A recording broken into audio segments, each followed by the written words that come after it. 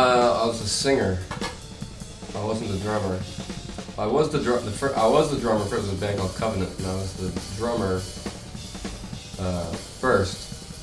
And then we didn't have a singer, and I was the only one that could sing. So my friend Jeff was played drums. So he was like, "Let me play drums and you can sing." And I was like, "I don't want to be the singer, but since I'm the only one that can sing, I guess I'll sing." And my first gig was with that band at a place called Horizon Skates. It was this, roller skate rink. And where?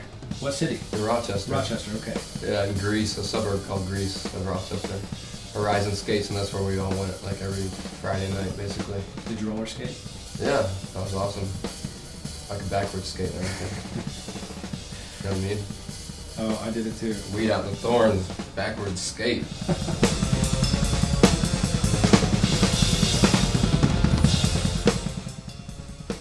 Well, I mean, there has to be low points to everything. It can't always be like this, or else this doesn't feel like this anymore. Yeah. Because it's all about contrast. Yeah, life's about contrast. Like you're in the desert, you've been there for days, and you haven't eaten, very hungry, get a bag of chips. You swear it's the best thing you ever ate in your life. Right. But maybe not the chips in the desert. That's probably not too good. Yeah, I know what you mean though. But yeah, I mean, there's been plenty of lows. I mean, but it's mostly been really good, so that's why we stay out here. Yeah. Otherwise, if there was too many of the lows, then you'd say, hey, this is supposed to be fun, and I'm not having fun anymore, so I'm gonna go home and get my old job back at the mini mart. Yeah. And do that instead.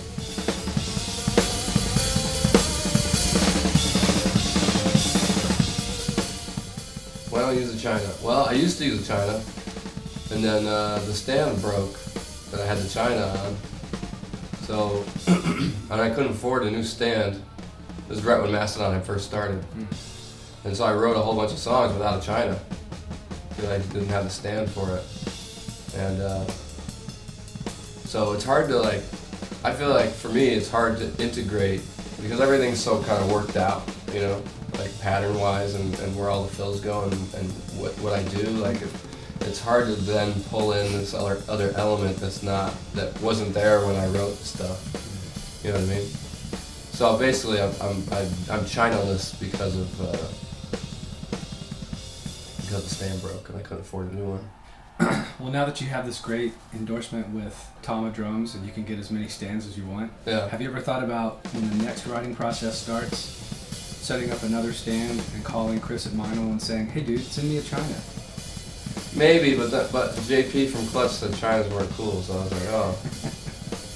like, okay, well, and I don't want JP to be bummed out, come see me sometime and be like, oh, China boy. Yeah, JP is kind of the barometer of cool. He is. I love that guy.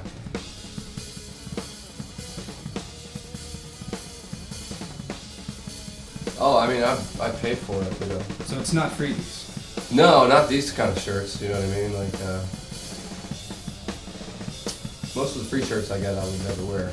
Right. I'm very selective about my t-shirts, and it's like a total obsession, and it's a full-time job for me. I'm on the internet, scouring the internet, looking for the t-shirts that I don't know, I like t-shirts, and I like very strange and funny t-shirts, and I usually don't like any logos to be on it or anything, so sometimes you'll have a really kick-ass t-shirt, but it'll say whatever someone wants to sell on there really big, and it'll just be like, God, it just ruins it for me. So something like this is perfect, it's got this is like this weird southwestern with a dog head, some people just look at it and go, what is that? Or it just makes people laugh, and when you're on tour, it's good to have an interesting, funny t-shirt on, because then, everyone's walking around and somebody might be grumpy, in the morning, they haven't had their coffee yet, and they see a funny t-shirt and it makes them smile.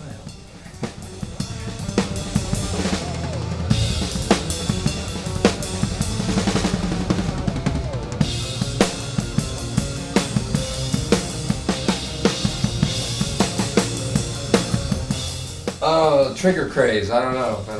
I don't use triggers because I just don't really feel like our band is that in that style. Like I feel like that's more suited for if you're doing like a lot of really super fast double bass. And since I suck at that, I rely on my hands more.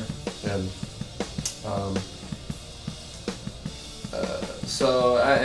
I like dynamics and I like a more classic rock sounding drum kit, you know. Triggers are fine. People can use them if they want, and it suits, I think, a more machine sounding band, you know. But for me, I just like a more organic sound, and the band prefers a more organic tones, and kind of we're all sort of obsessed with, the 70s. State of mind when it comes to playing music, or the early 80s, and then, I guess we just apply our own touch to it. We don't try to sound exactly like we're coming out of the 70s, but, a modern version of that idea, As far as the toms go, we took the bottom heads off and tried to replicate the Phil Collins tom sound, which is, an incredible tom sound that I guess a lot of maybe metal drummers wouldn't want or wouldn't think that it would fit, or you know what I mean?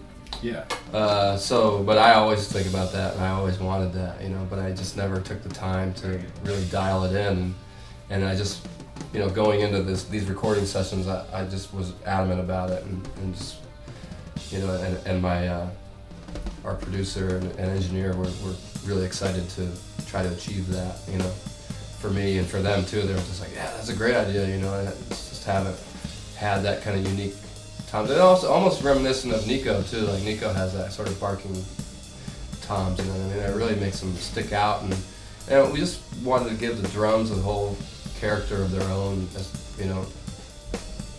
and do something different with them, Not different, but I don't know. I don't think it's been done in a while, So we kind of looked at records like Duke and Lamb Lies Down for tom sound inspiration. Nice.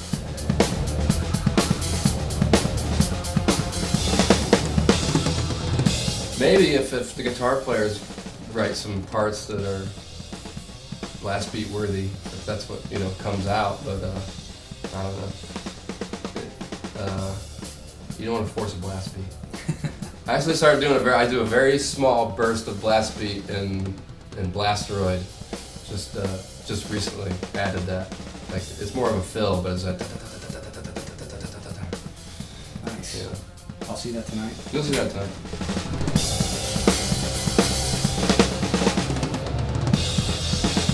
Go Piscopo. Let's be honest.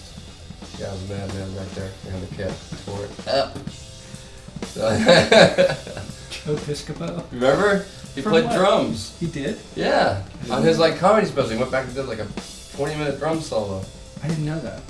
I never saw his comedy specials. I guess that's why. Come on, man. Read a comic book. You want to know for real, or? Yeah, of course. It's When I was really little, my Uncle Mark was the first person I saw play the drums, and it looked like so much fun, Every time I went over to my grandparents' house, which, he was still a kid when I was really little, and still lived at my grandparents' house, and they had a drum set up in the attic, so every time I went over there, I'd have him take me up there and, throw some headphones on me and start cranking up some Montrose, and I'd try to play along, And I could, at an early age, I could keep a beat, and everyone was, excited by this, Hey, you can do that, wow. So that was encouraging for me, they were happy that I could do that, so I think that was a big part of the reason why I always did that and always pursued the drums, Whereas with guitar, I tried playing that when I was like 9, I got a guitar and I tried doing that, and I didn't sound exactly like Randy Rhoads right off the bat, so I got really frustrated, as 9-year-olds do, and just Do you secretly wish you could also be a good guitar player? Yeah, I'd like to be a little better at it. I could do power chords and I can write riffs like, Blood and Thunder and stuff like that, but But the rest of it, you know, it gets frustrating. For me, I'm like, oh, wait, you know. Over at Bill's house, it's like trying to play. I'm like, no, but it's not like that. But it's better. It's like this, but it's supposed to be much better. So you play it, and yeah, like that. Yeah. You know, and then those guys make it awesome because they're awesome. Right.